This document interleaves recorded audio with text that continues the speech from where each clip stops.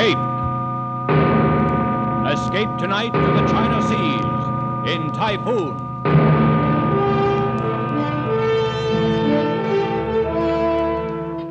The Columbia Broadcasting System and its affiliated stations presents Escape, a new series of programs of which this, the fourth, is Typhoon by Joseph Conrad, produced and directed by William N. Robeson.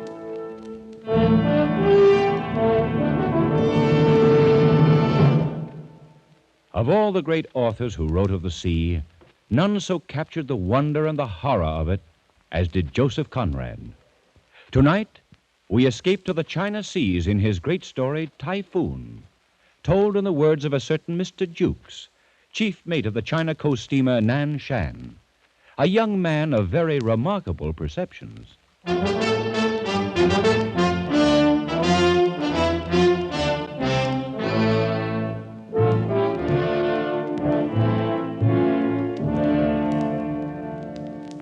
I've been sailing the China Sea long enough to see some strange and terrible things, but nothing as bad as that was.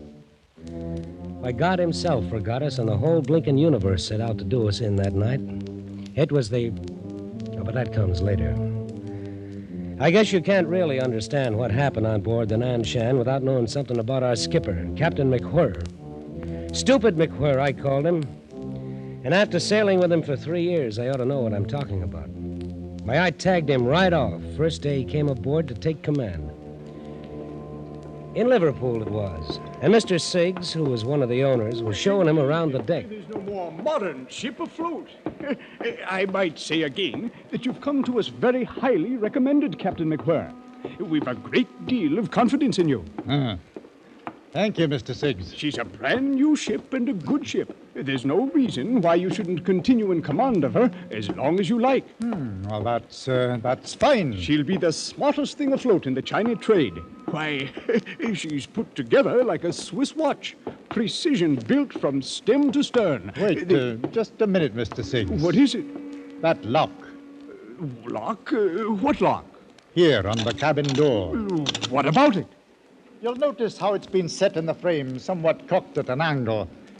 The ship starts rolling a bit, and the first thing you know, it snaps open and leaves the door swinging. It really should be fixed, Mr. Siggs.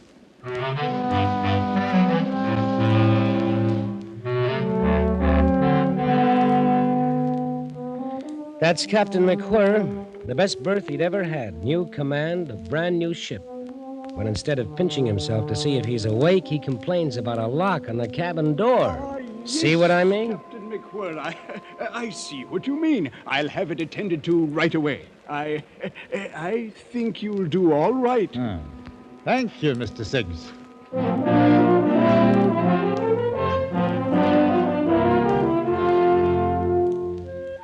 Well, everybody knows what the China coast is. You haul out of Bangkok for a quick run up to Singapore and then shove off for Hong Kong. 2 days ashore, you do it all over again. 3 years of it. 3 years of heat, smells, weather, copra, silk, and tea. Along in there somewhere, the owners decided to transfer the ship's registry to the Siamese flag. Don't ask me why. They just did, that's all. Anyway, I can tell you I didn't like it. When you grow up under the Union Jack, you figure to go on sailing under it. Not that the skipper, of course, could understand that kind of a feeling. Oh, no. Not old stupid McWhirr. Aye? What is that, Mr. Jukes? They just sent the new flag out from shore, sir. Here it is. Oh, fine, fine. Unroll it. Let's have a look. Ah, yes. In my opinion, sir, it's a queer kind of flag for a man to sail under. Oh, and what's the matter with it? Well, it just looks queer to me, that's all. Well, now, let's see. A white elephant on a red field. Oh, just a minute. I'll look it up in the book. Here we are. Siam. White elephant on a field of bright red. Length exactly twice the breadth. So. Oh, there's nothing wrong with this flag, Mr. Jukes. Oh, isn't there? Not a thing. I hardly thought there could be.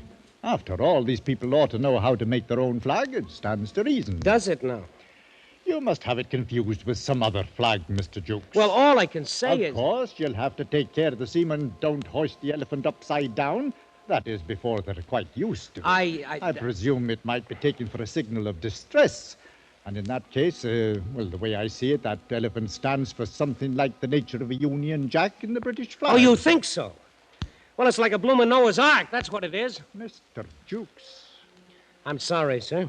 I can't see where the color of a flag could anywise affect the navigation of a ship. All right, sir. I'll instruct the hands. It'd certainly be a most distressful sight to see that elephant hoisted upside down.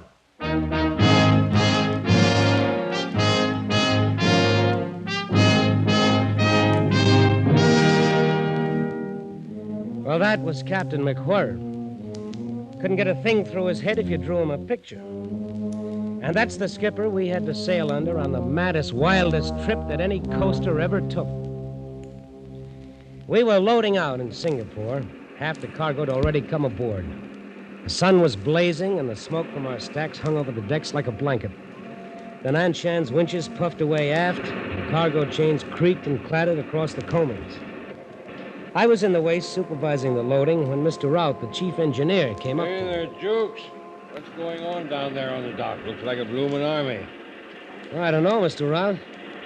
Must be a mob of coolies on the move. Here comes the captain. Could be some of his doing. Mr. Jukes. Aye, sir. Keep the forward tween deck clear of cargo. There'll be 200 coolies coming aboard, and we'll plan to bank them down there. Good Lord, where are they bound? Foochow. We'll have to put in there this trip. Yeah, but we're not fixed to handle passengers, sir. Oh, they'll bring supplies aboard with them. Every man's got a camphor wood chest, so you'll have to nail deck battens down there to keep them from sliding. Yes, sir, I'll see to it. They've all been working on a plantation north somewhere. 2-year contract. They're dying to get home. It wouldn't have been quite right to turn them down. You may as well start them coming aboard, Mr. Jukes. All right, sir. Ollie number 1, boy, Ollie same. Listen, you savvy, huh? Ollie fellow, catch him here. Topside, catch him, step, step. Bottom side, Ollie time, chop, chop. Single file now. One fellow, one time, all the time. What do you suppose they carry in those boxes? Oh, I suppose they're personal belongings, Mr. Jukes. And, of course, their 2 years' pay in silver dollars. Well, they're as vicious a looking bunch of murderers as I've ever seen. Murderers? Oh, come now, Mr. Jukes. 1 or 2 of them, maybe. But in the main, I'd say they're honest workmen.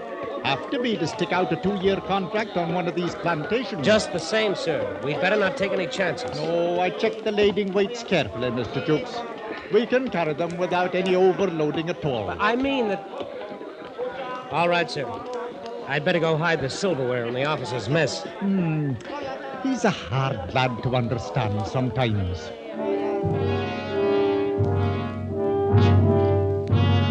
I could say I had a premonition right then, and I wouldn't be lying. Anyway, that's how it started.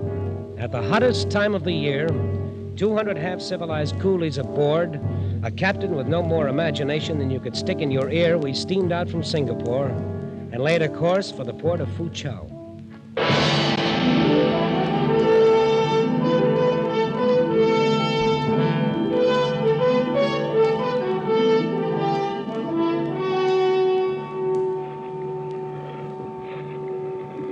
I tell you, Jukes, I don't like it. I don't like it a bit. What don't you like about it, Mr. Round? Well, the looks of things. Something ominous about it. Oh, there's a bit of a swell running all right. There's not a breath of wind. It's uncommonly hot, that's all. Gives a man the jumps. You're as bad as the second mate. He's been groaning around like the voice of doom all day. Well, Mr. I don't Jukes. know. Mr. Jukes. Oh, that's the old man. I'll see you later. Keep your steam up, Mr. Round.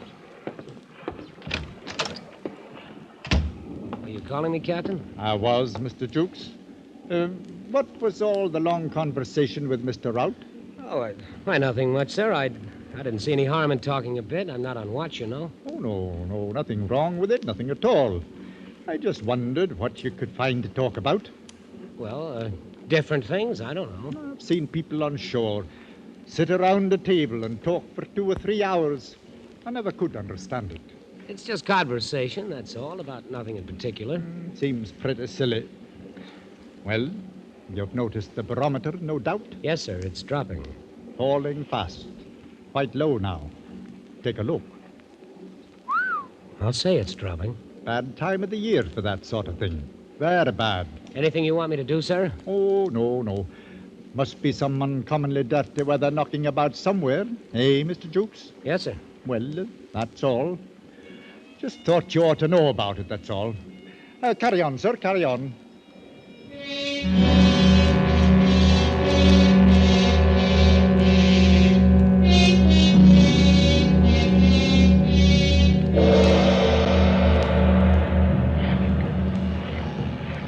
Whoa, there's a heavy one, all right, mate. Them coolies must be having a time of it down below. Lucky for them, the old girl rolls easier than any ship I've ever seen. You just wait. Oh, you think we may be in for it, huh? Oh, no. I don't think anything. You're not going to make a fool out of me that way, Mr. Jukes. I didn't say a word. What's the matter with you, Second? Why shouldn't you say what you think if you're a mind to? Oh, no, you don't catch me. Whoa, there's another one. That's pretty rough. Now, whatever is about, we're steaming right into it. Ha! You just try telling the old man that. And why shouldn't I? Matter of fact, I think I'll ask him about this cross swell. It's getting worse all the time. I've known skippers to break some right good men for saying a whole lot less. Captain McWhirr. Yes, Mr. Jukes. What is it? The swell is getting a good deal worse, sir. Yes, I noticed that in here. Anything wrong? Well, I was thinking about the passengers. Huh? What passengers? Why, the coolies, sir. Then if you mean coolies, say coolies, Mr. Jukes. A man ought to say what he means. What about the coolies? She's rolling her decks full of water, sir. I thought you might want to put her head at the swell for a bit, until this goes down, of course. So that's it, eh? Put her head at the swell, 4 points off the coast. Well, it's just for a while, sir. A swell as high as this can't last long. That stands to reason. Mr. Jukes, take a look at the barometer. Good Lord. Yes, exactly. It's a dead calm outside, isn't it? There's not a breath of air stirring, sir. Only that cross swell. I've been reading in the book here about storms. It's a funny thing. If a man believed everything written down here, he'd spend half his life running to get behind the weather. If I was to go by what this fellow says, I'd alter my course and come booming into Foochow from the north. 4 days late, 300 extra miles in distance, and a pretty bill for coal on top of it. I tell you, Mr. Jukes, if I knew every word in here was gospel true, I couldn't bring myself to do that. No, sir, I guess not. And how's a man to know if the book is right? If you dodge around a spot of dirty weather, how do you ever find out it was there in the first place? Answer me that. No, Mr. Jukes, there's things that a man can't get from books. I've thought it all out this afternoon. We'll hold her steady as she goes. Whatever you say, sir. You're the captain. I guess I'd better write up the log. I'm going on watch. Good. I dare say we're heading into something a bit out of the ordinary. Call me at once if anything shows up in the night, Mr. Jukes. All right, sir. I'll see to it. And, Mr. Jukes, Yes, sir.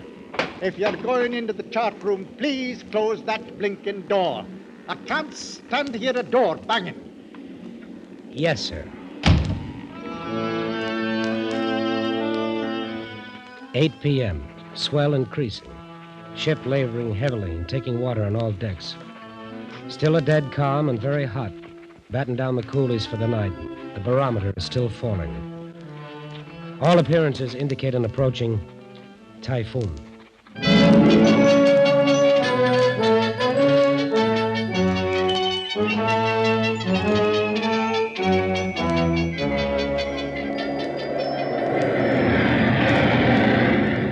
All right, Hackett, hold her steady as she goes. That's all we can do. Aye, sir.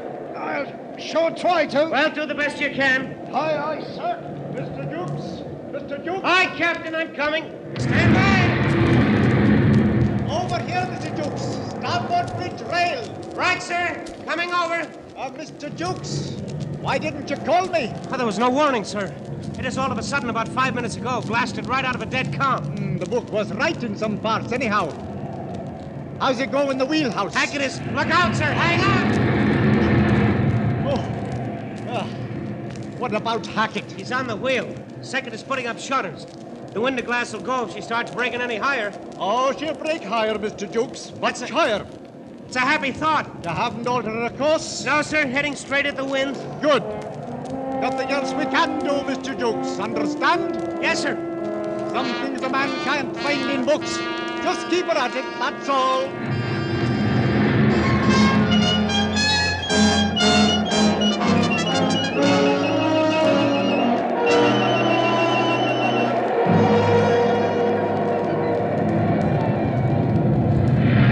Captain, our boats are starting to break away. That's all right. But the boats, sir, two of them are gone now. It can't be helped, Mr. Jukes. Hammering through a mess like this, you're bound to leave something behind. Stands to reason. Hold hard.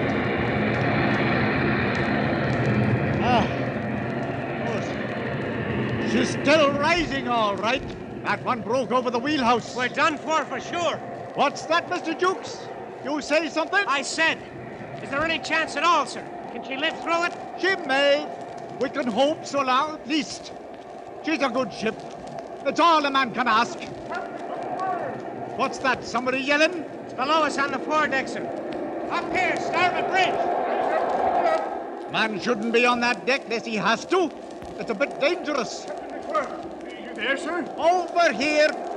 What's the trouble, bosun? In Chinese, sir. Wait, hang on.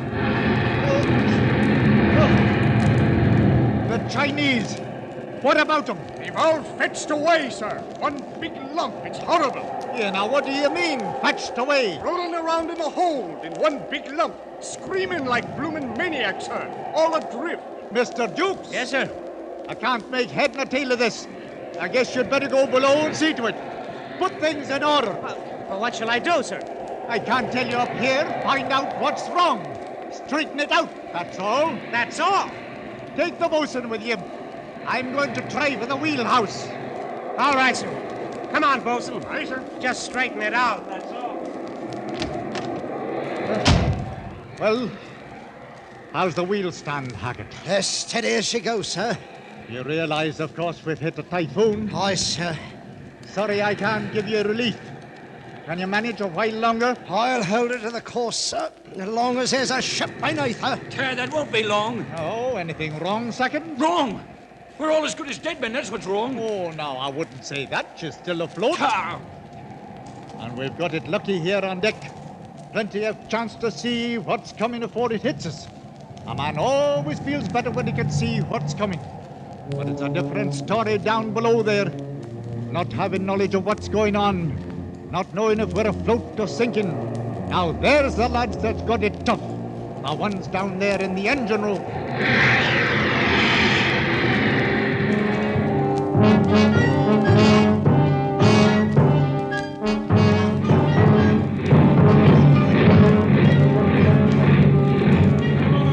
Swing to it.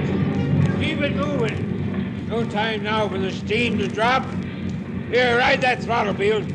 Can't let her rip her shaft out when she breaks clear of those swells. Hello, Bridge. Hello, Bridge. Confounded, why don't they answer the speaking tube? Can't tell if they're dead or alive up there. Hello! Hello! Yes, Mr. Rout? Captain, how is it on deck? Bad enough. It depends mostly on you. Well, so far so good. We're holding a full head of steam. Good. We'll need it. Don't let me drive her under, sir. Have to take a chance. Can't see 20 feet up here. Got to keep moving enough to steer. I understand, sir. Count on us. Getting smashed about a good deal, but doing fairly well. As long as the wheelhouse stands. Wait, hold on. Hello! Hello! Is that the captain, Mr. Rout? I've got to talk to him right away. Wait a minute, Jukes. Something's happened up there. Hello! Hello, Bridge! You still there, Mr. Rout? Right. Anything wrong, sir? No, not now. The second mate's lost, though. Overboard? Oh, no. Lost his nerve. Awkward circumstance. Had to knock him out, too. Too bad. You hear that, Jukes? Yes, let me talk to him. Captain, Jukes here. The bosun and I just took a look at the 'tween deck. It's them bloomin' boxes, sir. They've all broke loose and smashed to bits. And the coolies are fighting like crazy men for them silver dollars that's rolling around. Fighting? We can't have fighting on board, Mr. Jukes. There are 200 of them, sir. They're all trying to kill each other. I can't have it, Mr. Jukes. Put a stop to it at once, do you hear? Put a stop to it? How? They're crazy mad. They'll kill anybody that came on that deck. You're second in command, Mr. Jukes. Use your authority. Make it clear to them. simply can't have fighting. Make it clear to them. Oh, yes, sir. After that, you'd better gather up all the money. I can't have it lying about on the deck. Get the bosun to help you. Wait, here it comes. Gee, Arsafat. There's the one that does it. That must have swept the deck from stem to stern. Hello! Hello, Captain McWhirr. You all right up there? Everything's all right, Mr. Rout. All the boats and half the starboard rail carried away. Nothing serious. There's nothing to worry about, Mr. Rout. Carry on. Nothing to worry about. Carry on. You're all right, Captain.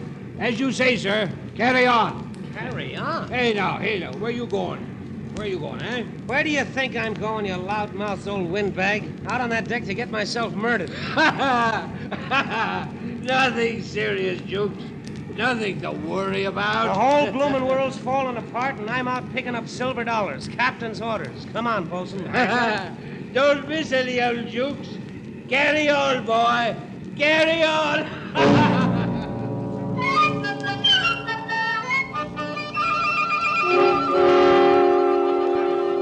Blimey, sir. Look at him. It's sure death to go among them. No help for it. Our gallant skipper says to stop the fighting. Use our authority. All right, then, quiet down. Come on, bosun. Aye, sir. Stow it there, you fools. Cut it out now, do you hear me? Authority, huh? You're clean out of their heads. We gotta drive them to the bulkhead. Back up now. Hey, none of that. Stand to it, bosun. We gotta show them what for, nothing else to do. Back up there. Captain's orders, you know. Follow me, bosun. I did you, sir. No, you don't. I was just thinking, sir. Yeah, what about it? Back there, no fighting allowed. Skipper's orders. I was just thinking. No, you don't. Thinking, what if me old lady could see me now? She'd say, oh, you jolly sailor lad. Keep moving there. Jam him up, bosun, into the bulkhead.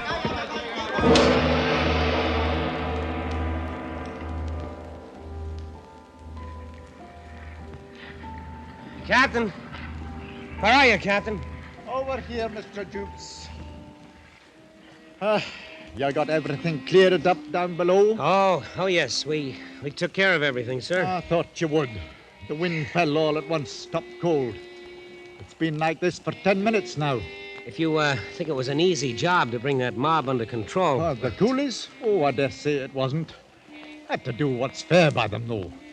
Mr. Jukes, that barometer in there stands at the lowest point I've ever seen a glass in my life. You mean there'll be more of it? The worst yet, according to the book. It'll break sudden now, any minute. A puff or two of wind, and then it hits. She's taken a horrible beating, sir. She has indeed. And she's in for a worse one. We haven't much chance, have we, sir? She may come through it. She's a good ship. There's the first puff. It'll hit us hard when it comes. You left them pretty safe, did you? The coolies? We strung lifelines, gives them something to hold on to. Good. I'd like to give them all the chance we can, whatever happens. Oh, they'll be all right, sir. I broke out rifles for 8 of the crew, put them to guarding all the companionways leading off the 'tween deck. You armed the crew, Mr. Jukes? Oh, sure. We won't have any trouble with them now, sir. Mr. Jukes, please have those rifles returned to the magazines at once. What? There'll be work for every man aboard in a few minutes. I can't spare seamen to stand around and hold rifles when it isn't necessary. Isn't necessary? Don't you realize those savages will think we stole their money? But they'll tear us to bits if they ever get out of that deck. Oh, I think they'll understand we're dealing fair by them. Collect the rifles, Mr. Jukes. Captain, it's suicide. The best thing we can do is turn the whole mess over to the authorities in Fu Chao, if we ever get there. Well, I don't know. I figure that when anything happens on shipboard, it's up to me to settle it on shipboard. Part of the duties of commanding a vessel, Mr. Jukes. I've no doubt I'll be able to reach an understanding with these men later. Understanding? You ought to seen him a while ago when me and the bosun was down there. Lost their heads a bit, I guess. No wonder at that when... Here she comes. Pick up those rifles, Mr. Jukes, and something else. Yes, Captain. If anything happens to me, you'll be in charge. Only advice, keep her facing it. Best way to get through, facing it. That's enough for any man. All right, Captain, I'll remember. And one thing more, Mr. Jukes. Yes, sir. Something that always helps at sea is to keep a cool head. Just keep a cool head, Mr. Jukes. Oh, no! Joe, keep a cool head. A stitch in time saves 9 a rolling stone. What in the name of heaven do you do with a man like that?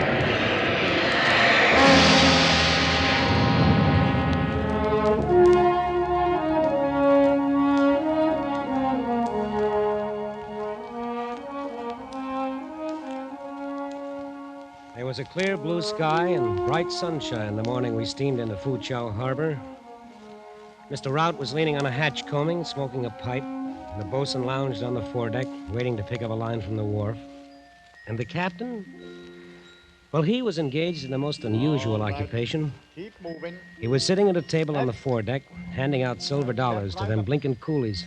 All divided up even, the same amount to each one. Craziest thing you ever heard of in your life. You see, the way the captain figured it, since those blighters had all worked for 2 years at the same rate of pay, then their savings ought to all be about equal. As you can see, of course, that wasn't necessarily true by any means, wasn't even legal. But you couldn't tell him anything. Well, that's that. Mr. Jukes. Yes, sir. Coming, Captain. Well, Mr. Jukes, I've disposed of our little collection of silver dollars. Ah, that's great. Only wait till those boys get ashore and file claims against us. Oh, no, they won't do that. As a matter of fact, they were quite pleased at having it arranged that way. Figured it might avoid a lot of arguments later. They sent a spokesman to thank me. Well, I'll be... Mr. Jukes, you may as well give all the hands 6 hours leave before we start working the cargo. Whatever you say, Captain. Oh, yes, and before the carpenter leaves, I wish you'd have him fix the lock on that port cabin door. What? That seems to have got broken somehow. During the storm, I suppose. I can't stand to hear a door banging, Mr. Jukes. Aye, sir. I don't suppose it matters that the ship is battered from stem to stern, half her topside carried away, and smashed till she looks like a bloomin' Tinson freighter. Mr. Jukes, I don't understand you. You don't understand me, sir. Do you understand that we've come through the worst typhoon on the China Seas in 20 years? We're the only ship that got through? It's true.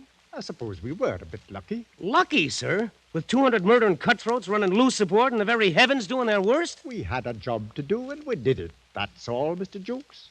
That's the important thing. Yes, sir. That's all. That's all, he says. A job to do. A bit lucky. What can you do with a man as thick as that? But then, as I started to turn away, Captain McWhirr said something else that surprised me. With emotion wrung from the very bottom of his soul, he uttered words I never thought I'd hear coming from so stupid a man. But I'm glad we brought her through, Mr. Jukes. Truly I am. She's a good ship, Mr. Jukes. A good ship. I should have hated to lose her. I should have hated to lose her.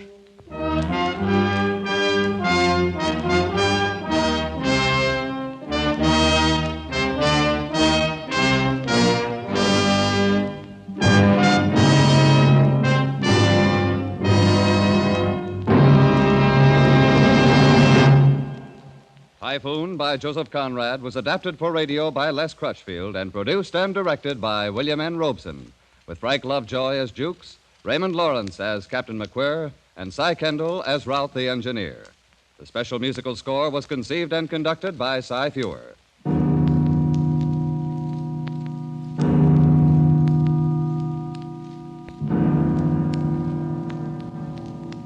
Escape is presented by the Columbia Broadcasting System and its affiliated stations each week at this time. Next week, we invite you to escape to Paris of 500 years ago in Robert Louis Stevenson's story of a fascinating adventure, the Sire de Maltroit's Door. And so good night until next week at this time, when again it will be time to escape.